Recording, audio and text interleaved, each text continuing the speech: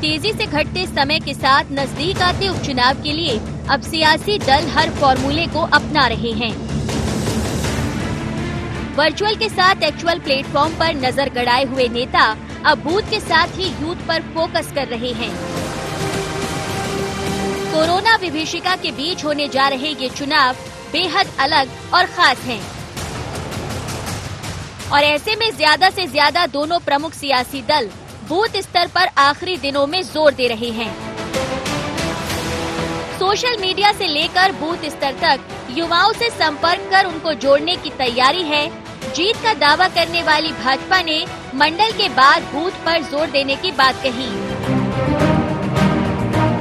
BJP चुनाव प्रबंध समिति की समीक्षा बैठक के बाद भूपेंद्र सिंह ने कहा कि 90 सभाओं में सीएम शिवराज शामिल होंगे और एक विधानसभा में सीएम की 3 सभाएं होंगी।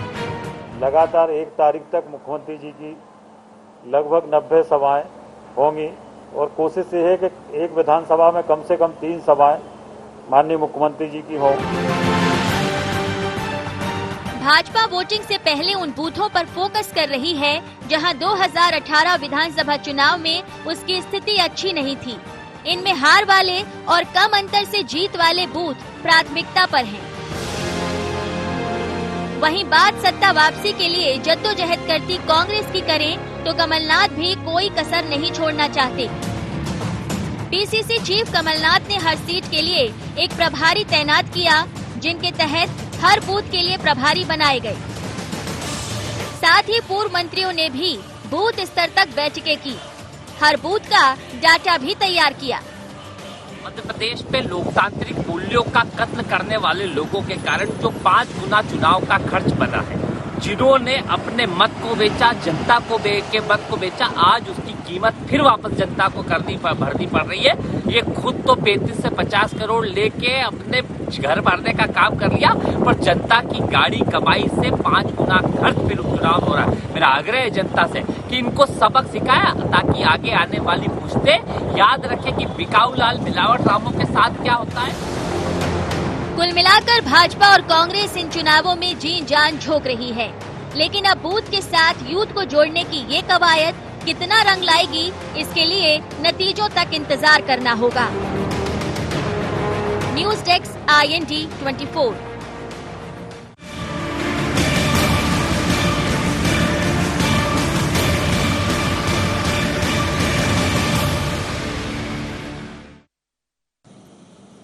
नमस्कार, शार्प एट 7 में आपका स्वागत है। मैं हूं आपके साथ नाज़रीन नकवी। तो अब यूथ और बूथ पर फोकस की बात की जा रही है।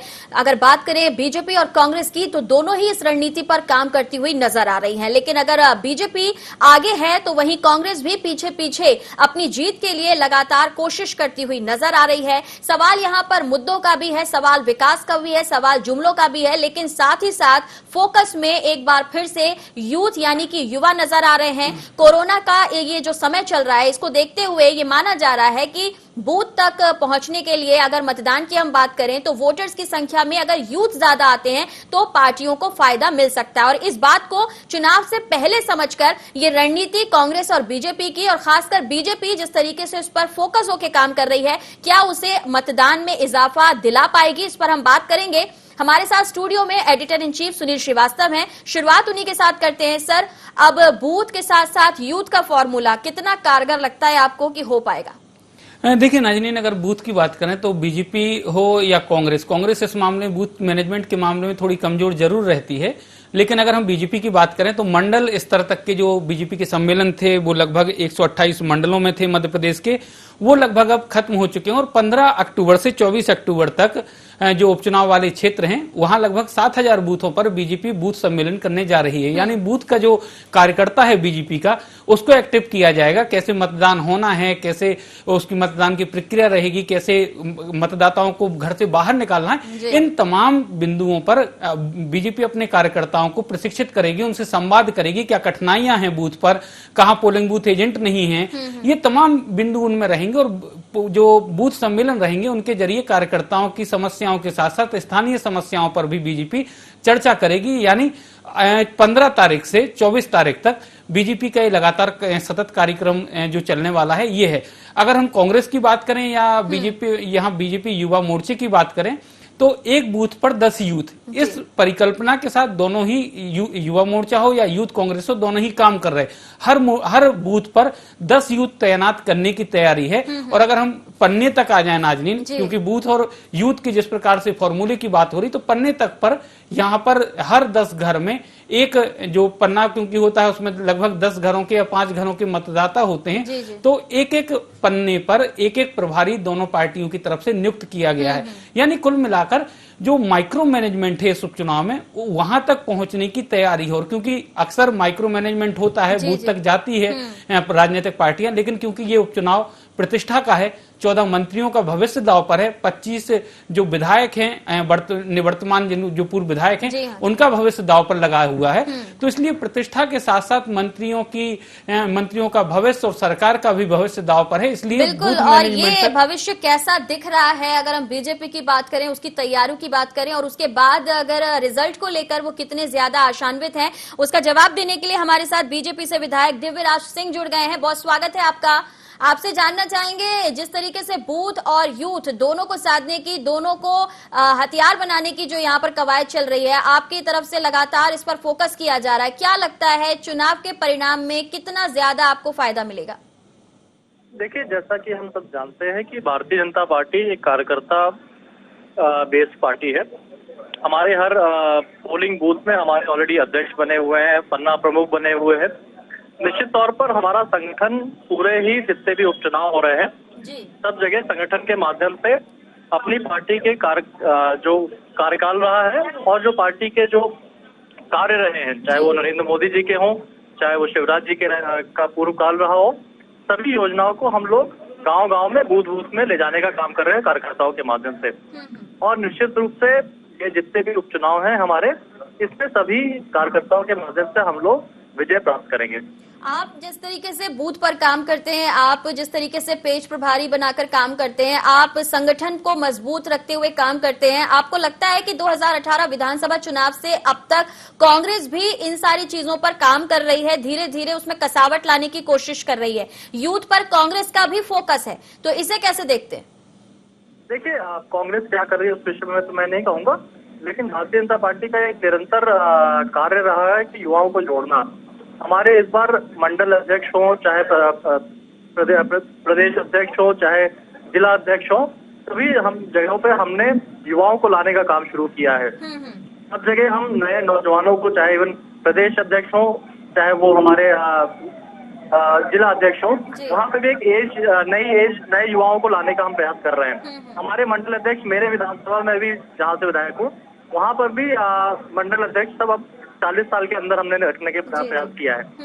तो इससे हम युवाओं को दिव्यराज जी, आप जो कोशिश कर रहे हैं, आप जो प्रयास कर रहे हैं कि यूथ को आप जोड़ रहे हैं और उनके जरिए आप जनता तक अपनी उपलब्धियां पहुंचाने की बात कर रहे हैं, लेकिन वहीं एक बड़ा तबका है जो रोजगार की तलाश में है, ऐसे युवा जो चाहते हैं कि उन्हें नौकरी मिले, जो चाहते हैं कि उनके घर पर भी चूल्हे जलें, परिवार के लोग कोरोना की मार की वजह से बहुत सारे आर्थिक नुकसान झेल रहे हैं, ऐसे में उन तक कैसे मैसेज आप पहुंचाएंगे, कैसे भरोसा आप पर बना रहे? देखिए, दोनों चीज है। हमारी पार्टी युवाओं को रोजगार देने के लिए भी प्रोत्साहन करने का पूरा प्रयास कर रही है। निश्चित तौर पर माननीय प्रधानमंत्री जी नरेंद्र मोदी ने भी एक जो लक्ष्य रखा है कि युवाओं को एक एंटरप्रेन्योर बनाने का हम लोग को प्रयास करना है। छोटे से छोटे काम से लेके बड़े काम तक, छोटे मध्यम वर्ग के जो काम होते हैं, एसएमईज का इंडस्ट्री लगाना, इन सब में हम लोग उनको प्रमोट करने का पूरा प्रयास कर रहे हैं। और यही हम अगला फोकस भी करेंगे कि जो यूथ है वो एंटरप्रेन्योर बने और हमारे जो लोकल प्रोडक्ट्स हैं उनको हम अच्छे से कैसे मार्केट कर सके, जिससे वो लोकल में भी फेमस हो और बाकी बाहर भी हम उसको भेज सके। चलिए, आपका कहना है कि आप इस तरीके से यूथ को आगे लाने की कोशिश कर रहे हैं और साथ ही चुनावों को देखते हुए बूथ के साथ साथ यूथ फॉर्मूला जो है वो भी बीजेपी अपना रही है। चर्चा में हमारे साथ कांग्रेस से विधायक सुनील सराफ भी जुड़ गए हैं। सुनील जी, आपने सुना, चर्चा में हमारे साथ दिव्यराज सिंह हैं, वो कह रहे हैं कि यूथ को आगे बढ़ाएंगे, रोजगार भी देंगे और बहुत सारी ऐसी कवायदें हैं सरकार की जिन्हें आगे वो योजना में शामिल करने के साथ जनता को लाभ पहुंचाने की बात की जा रही है। दिव्यराज भाई, बातें तो बड़ी बड़ी हो रही हैं। 15 साल आपकी सरकार रही, कितने युवाओं को रोजगार दिया, कितने युवाओं को आगे लाए, 6 साल से केंद्र में आपकी सरकार है। नरेंद्र मोदी जी ये कह के आए थे कि हम हर साल 2 करोड़ रोजगार देंगे। जी। यहाँ तो हर साल करोड़ों लोग बेरोजगार हो रहे हैं। बेरोजगारों की स्थिति है। मैं तो अभी चूंकि उपचुनाव मध्य प्रदेश में है, मैं मध्य प्रदेश के तारतम्य में बात करूंगा कि ये कितने बेरोजगार, अतिथि शिक्षकों का क्या हाल है, मीटर वाचकों का क्या हाल हुआ, क्या स्थिति है, जो अभी कोविड के टाइम में जो संविदा स्वास्थ्य कर्मी लिए उनकी क्या दुर्दशा है, वो युवा नहीं है क्या? सिर्फ भाषणबाजी की जा रही है। दिव्यराज भाई, पार्टी अपनी जगह है, लेकिन ये प्रदेश हमारा है, ये देश हमारा है। आप भी युवा हो, मैं भी युवा हूँ।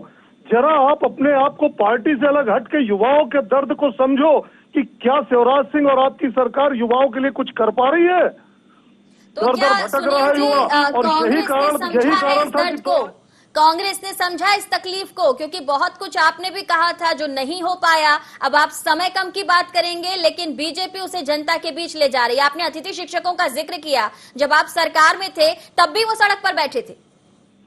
मैडम, हम सरकार में थे कितने दिन? 11.5 महीने। 15 साल वर्सेस 11.5 महीने। आप 11.5 महीने की उपलब्धियां मैं आपको गिना देता हूं। हमने 100 रुपए में बिजली दी, हमने किसानों का कर्जा माफ किया, हमने किसानों को बिजली हाफ रेट में दिया, हमने गौशालाएं बनवाई गौ माता के लिए, हमने 300 से बढ़ा करके 600 पेंशन किया। इतनी सारी इंडस्ट्री आने की जो मध्य प्रदेश में शुरुआत करी कमलनाथ जी ने युवाओं को रोजगार देने के लिए, 11.5 महीने की तुलना आप 15 साल से कर रहे हैं। हमें वक्त तो मिलता, और जब ये घबरा गए लेकिन आपके सवालों का जवाब जरूर मिलेगा जो आपने दिव्यराज जी से पूछे हैं। दिव्यराज जी, क्या कहना चाहेंगे? 11.5 महीने में जो कुछ कर सकते थे वो किया, आपने सरकार गिरा दी, ये आरोप है आप पर। देखिए, कांग्रेस ने जो वादे किए वो एक भी नहीं पूरे किए। उन्होंने युवाओं को भत्ता देने की बात करी, 5,000 रुपए, उन्होंने किसानों का लोन माफ करने की बात करी। ये सारे जितने भी उनके वादे थे, उन्होंने, राहुल गांधी ने यहाँ पर आकर भाषण में अपने कहा था कि 10 दिन के अंदर अगर कर्जा माफ नहीं होगा तो मैं मुख्यमंत्री बदल दूंगा। वो अभी तक नहीं, उनका 11 महीने हो गए, वो ये काम नहीं कर पाए। 5,000 रुपए का जो भत्ता देने का पूरा वादा था वो कहीं नहीं पूरा कर पाए। आज हमारी शिवराज जी की जो सरकार है, वो आते ही उन्होंने जितनी घोषणाएं करी हों, चाहे वो अपने किसानों को सम्मान निधि जो 6,000 है उसमें 4,000 रुपए एक्स्ट्रा बढ़ाने की बात हो, वो तुरंत खातों में पहुंच गई सभी के। तो किसानों का जो भी शिवराज जी कहते हैं वो करते हैं, ये मैं बात बता रहा हूँ। और दूसरी बात, जाता है वो किया जाता है या नहीं किया जाता, इस पर हम चर्चा को आगे बढ़ाएंगे। और वैसे भी अगर उपचुनाव हो या आम चुनाव हो, जब केंद्र में किसान हो, जब युवा हो, तो सवाल गहराते भी हैं और खड़े भी होते हैं। उनके जवाब हम लेंगे। चर्चा में हमारे साथ बने रहिए। रुक रहे हैं ब्रेक के लिए।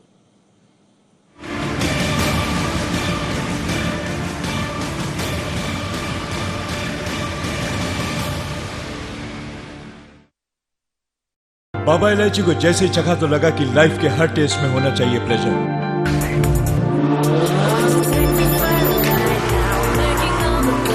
बाबा इलायची, व्हाट्स योर प्लेजर?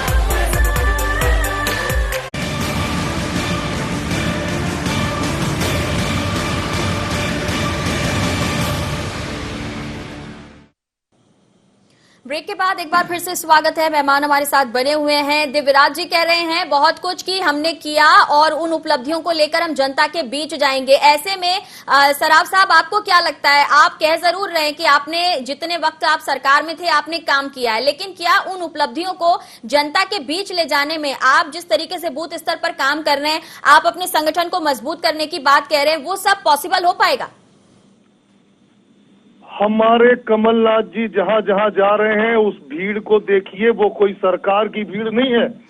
जो शिवराज जी जा रहे थे तो सेक्रेटरी और आशा कार्यकर्ता और समूह वाले, इसकी भीड़ नहीं है। जहां जहां कमलनाथ जी जा रहे हैं वहां का माहौल देखिए। आप लोग भी पत्रकारिता कर रहे हैं इतने सालों से, आप लोग तो माहौल देख के समझ में आ जाएगा कि क्या हो रहा है। हर बूथ में हम जा रहे हैं, हर बूथ में हमारी कमेटियां बनी है, हर बूथ में एक अलग ही उत्साह है इस बार कि कमलनाथ जी के साथ अन्याय हुआ है। इस प्रजातंत्र को नोट तंत्र में बदलने का जो पाप किया है भाजपा ने, इस बार भाजपा को सबक सिखाना है। 28 सीट में 1 सीट के लिए तरस जाएंगे ये। मैं आज दावा करता हूँ 28 सीट में 1 सीट इसे नहीं मिलने वाली है। दिव्यराज भाई अभी वादे की बात कर रहे थे कि राहुल गांधी आए 10 दिन में कर्जा माफ की बात करके चले गए। अरे नरेंद्र मोदी जी ने 6 साल पहले क्या वादे किए थे दिव्यराज जी, उसे भी याद करो। शिवराज सिंह जी की 17,000 कुछ घोषणाएं ऑन रिकॉर्ड, 17,000 कुछ घोषणाएं उनकी पेंडिंग है, उसकी बात भी करो। आप करो तो रासलीला और हम करें तो कुछ और, ये नहीं चलेगा। जनता सब कुछ समझ रही दिव्यराज भाई। 2018 में जनादेश कांग्रेस को मिला था स्वस्थ प्रजातंत्र के लिए। आपको 5 साल विपक्ष में बैठना चाहिए था और जनता के लिए लड़ाई करना चाहिए था। आप 15 साल में जो अरबों खरबों कमाए उस धन के दम पे आपने सरकार गिरा दी। ये प्रजातंत्र होता है? बाबा साहब अम्बेडकर गिराने ने की बात एक बार फिर से सामने आ रही है सुनील सर।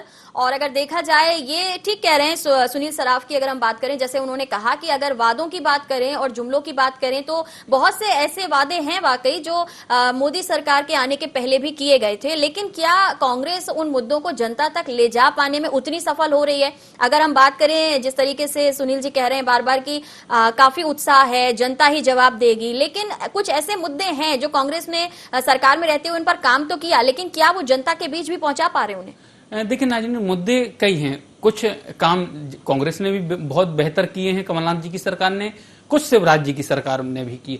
लेकिन जिस प्रकार से वादों की बात हो रही है कि मोदी सरकार ने क्या वादे किए थे और कितने उसमें से पूरे हुए, या राहुल गांधी ने क्या वादे किए, समस्या यही है कि दोनों एक दूसरे के वादों को याद दिलाकर खुद के ना किए हुए वादों को जस्टिफाई करना चाहते हैं। अगर हम उपचुनाव की बात करें तो मीडिया में या हमारे जो इंटरव्यू होते हैं उनमें जरूर स्थानीय मुद्दों की बात होती है, लेकिन अधिकांशतः हम जनसभाएं देखें नाज़रीन, चाहे बीजेपी की हो या कांग्रेस की, एक दूसरे पर आरोप प्रत्यारोप और इस प्रकार के तंज कसना कि जिससे मतदाता प्रफुल्लित हो जाए, खुश हो जाए, थोड़ी चुटकी ले ले, या फिर उन वादों की जो जिस प्रकार की बातें की जा रही हैं, बयान दिए जा रहे हैं, जो भाषाई मर्यादा है वो गिर रही है, उसको लेकर चटकारे तो मतदाता ले सकता है, लेकिन जो उसके सामने चुनौती है, जो उसके सामने समस्या है, उन पर राजनीतिक दल चर्चा नहीं करना चाहते। लेकिन ये माना जाए सर साफ साफ कि जैसा आप कह रहे हैं कि जब जुमलेबाजी होगी, जब बयानबाजी होगी तो चटकारे ले सकता है, लेकिन वोटर वोट तो बुनियादी समस्याओं पर ही करेगा। समस्या यही है नाज़रीन कि अधिकांश समय ऐसी चीज आती है जब वोटिंग का समय आता है, क्योंकि अभी उतने प्रभावी तरीके से चुनाव प्रचार नहीं हो रहा, क्योंकि जिस प्रकार नामांकन की आखिरी डेट जब निकल जाएगी, स्क्रूटनी हो जाएगी, उसके बाद धुआंधार तरीके से दोनों पार्टियां चुनाव प्रचार करेंगी और चुनाव प्रचार के दौरान आरोप प्रत्यारोप या भीड़ ही दिखाई जाएगी जनता को। स्थानीय समस्याएं गिनाई जाएंगी भले ही, लेकिन उन पर काम कितना होता है ये बड़ा सवाल है, क्योंकि अगर 15 महीने की बात हो रही है, 15 साल बनाम 15 महीने, तो दोनों राजनीतिक पार्टियों को बताना चाहिए कि 15 महीने में हमने ये किया है। कांग्रेस जरूर ये बात कह रही है कि 15 महीने के जो शासन सरकार मिली उसको, उसने कई उपलब्धियां उन्होंने गिनाई हैं, लेकिन वो उपलब्धियां जनता तक कितनी पहुंची हैं, क्योंकि इस उपचुनाव में वो तय करेगा कि 15 महीने भारी है या 15 साल का विकास भारी है। 15 साल पे 15 महीनों का भारी पड़ना ही अपने आप में एक बड़ा सवाल है। ऐसे में दिव्यराज जी, आपको क्या लगता है? आप उपलब्धियां गिना रहे हैं, आप मजबूत की बात भी कर रहे हैं, लेकिन कुछ कमियों को लेकर, कुछ वादों को लेकर कांग्रेस भी मुखर है, जैसा कि सवाल अभी सराफ जी ने पूछे। देखिए, मेरे ख्याल से अगर किसी भी स्टेट में अगर हमको रोजगार लाना है, इंडस्ट्रीज लानी है, तो सबसे प्रथम चीज हमको करनी पड़ती है इंफ्रास्ट्रक्चर डेवलपमेंट की। माननीय शिवराज सिंह जी की सरकार में और जो कार्यकाल में 15 साल में जो इंफ्रास्ट्रक्चर का जो डेवलपमेंट हुआ है, चाहे वो रोडों पर जाल बिछाने की बात हो, चाहे वो विद्युत हर जगह पहुंचाने की बात हो, चाहे वो तरह तरह की जो योजनाएं लाई गई थी, चाहे वो पेयजल जो हमारे यहाँ नहरों का जाल बनाने का काम किया हो, इस तीनों से हमारे मध्य प्रदेश में एक बेहतरीन इंफ्रास्ट्रक्चर डेवलप होकर के आया है। आज हर शहर में बढ़िया रोडें निकल गई हैं, हाईवेज निकल रहे हैं, आपके नहरें चारों तरफ गाँवों में बन रही हैं, विद्युतीकरण आज पूरे प्रदेश में हर गांव में लगभग आज विद्युतीकरण हो चुका है। इसके कारण जो 24 घंटा बिजली आने लगी, इससे आज अब हमारे यहाँ इंडस्ट्रीज अब अट्रैक्ट होने लगी हैं। यहाँ पर हमारा मध्य प्रदेश एक लेबर इंटेंसिव स्टेट है, यहाँ पर हमारे पास बहुत लेबर है। मैं कई इंडस्ट्रियलिस्ट से भी बात किया है, हमारे यहाँ पर कपड़ा उद्योग का बहुत बड़ा कारोबार, ग्वालियर में जो इंडस्ट्रीज बंद पड़ी थी वो आज दोबारा शुरू करने की बात हो रही है। वहाँ पे जो कपड़ा मिल है वो वापस चालू करने की बात हो रही देखिए है। सवाल और ये है दिव्यराज जी, बातें बहुत हो रही हैं, योजनाएं बहुत बनी हैं, चाहे आपने बनाई हो, कांग्रेस ने बनाई हो, केंद्र में रहते बनाई हो, राज्य में रहते बनाई हो, धरातल पर कितना मिला ये मतदाता जानना चाहता है और इसी के आधार पर वोट भी करेगा। आपको लगता है कि अगर बेरोजगारों को रोजगार मिल रहा था तो कांग्रेस ने 2018 में रोजगार भत्ता देने की जो बात कही उससे क्यों मतदाता उस पर प्रभावित हो गए, या फिर कांग्रेस ने इस घोषणा पत्र में अपने इसे शामिल ही क्यों किया? कहीं ना कहीं तो कुछ कमी रही होगी। देखिए, मेरा ये मानना है कि अगर कांग्रेस कहती है कि हम बेरोजगारी भत्ता देंगे तो ये गलत चीज है। ये भारतीय जनता पार्टी इसके पक्ष में नहीं है। हम चाहते हैं कि सबको रोजगार मिले, या तो वो रोजगार किसी के यहाँ काम करे, किसी इंडस्ट्रीज में या फैक्ट्रीज में, या वो अपना खुद का कोई ना कोई बिजनेस एस्टेब्लिश करे। उसी को लेकर के माननीय चाहे वो प्रधानमंत्री जी हो, चाहे वो हमारे शिवराज सिंह चौहान जी हो, दोनों जन इसमें कार्य कर रहे हैं। हमारे अभी ग्रामीण क्षेत्र में, शहरी क्षेत्र में हमने जो छोटे कामगारी थे उन लोगों को फंड देने का काम शुरू किया, चाहे वो 10,000 का लोन दिया हो, 1 लाख का लोन दिया हो। इस प्रकार से उन लोग को, एक जैसे बड़े इंडस्ट्रियलिस्ट को हम लोग बड़े बड़े पैकेजेस देते हैं, उसी प्रकार से हम छोटे कामगारों को भी पैकेजेस इस तरीके से दे रहे हैं जिससे वो लोग अपना जो आप आत्मनिर्भर बनाना चाहते हैं। कृषि बिल आप जिस तरीके से लेकर आए उससे किसानों की आय भी दोगुनी करने का लक्ष्य उसमें छुपा हुआ है, लेकिन कांग्रेस को ये समझ में नहीं आ रहा है आपका गणित। सुनील सराफ जी, आपको समझ आ रहा है? इनकी गणित तो सिर्फ इन्हें ही समझ में आती है, सिर्फ इन्हें समझ में आती है। इनकी गणित इतनी अच्छी थी तो किसान बिल के बाद लाखों करोड़ों किसान सड़क पे क्यों आ गए? वो किसानों के समझ में नहीं आ रहा है कि वो बिल उनके अच्छे के लिए है या अडानी अंबानी के अच्छे के लिए है। ये रोजगार, ये बात कर रहे हैं लोन देने की, रोजगार की बात कर रहे हैं। 15 साल में कितने रोजगार दिया आपने? आंकड़े पेश करिए भैया, हवा में अब जनता नहीं आने वाली है कि एक गांव में कितने रोजगार आपने दिया, गांव वाले आंकड़े पेश करिए। अच्छा, आप कह रहे थे वादों की बात कर रहे थे। आप यूथ की फिक्र कर रहे हैं, आप उनके रोजगार की फिक्र कर रहे हैं, आप बूथ को मजबूत करने की बात कर रहे हैं, आपकी तरफ से, आपकी पार्टी की तरफ से भी तैनाती की गई है। आपको क्या लगता है यूथ आपकी तरफ अट्रैक्ट होगा? आप उनके बुनियादी मुद्दों के साथ खड़े होने का जो दम भर रहे हैं उससे वो प्रभावित हो रहे हैं? आपकी तरफ हैं वो? 100% युवा अब भाजपा से मोह भंग हो चुका है।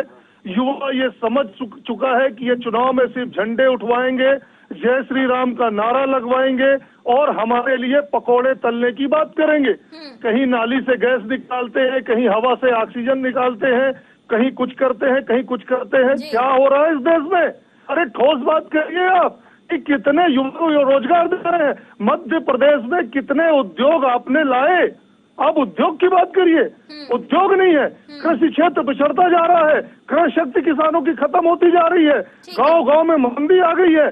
उसको कैसे उबारने के लिए आपके क्या प्लान है? 7 महीने के कोरोना काल में 7,000 करोड़ रुपए शिवराज सिंह जी आप लोन ले चुके हैं। ये लोन मध्य प्रदेश के एक एक नागरिक, एक एक किसान के सर में जा रहा है। चलिए ठीक है, आप चर्चा को विराम देने से पहले उपचुनाव के बारे में थोड़ा सा और एक सवाल आपसे। आप बूथ को मजबूत करने की बात कह रहे हैं, लेकिन आपके संगठन में और आपके दिग्गज नेताओं के बीच में दूरी की बात बार बार आती है।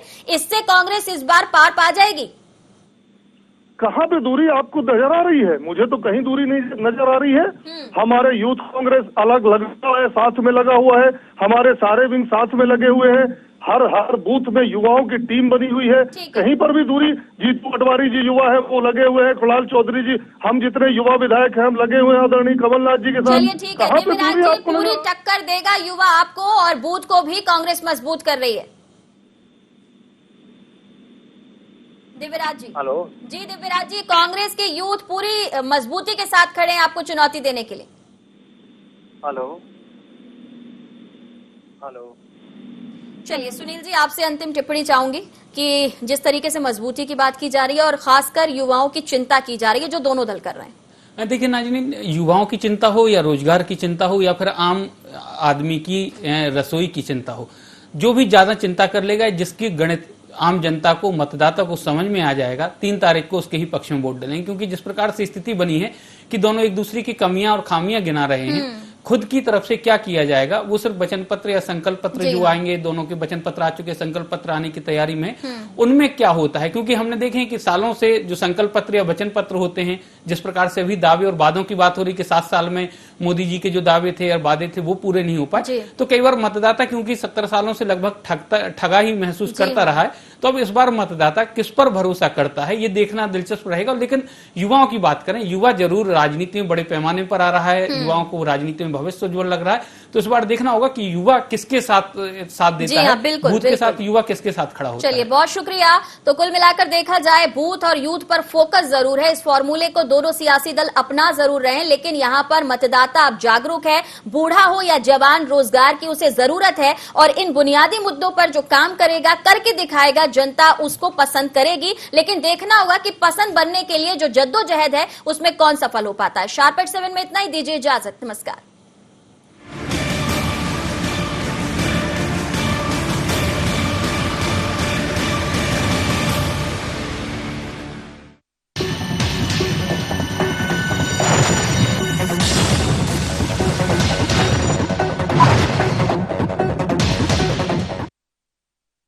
बाबा इलायची को जैसे चखा तो लगा कि लाइफ के हर टेस्ट में होना चाहिए प्लेजर।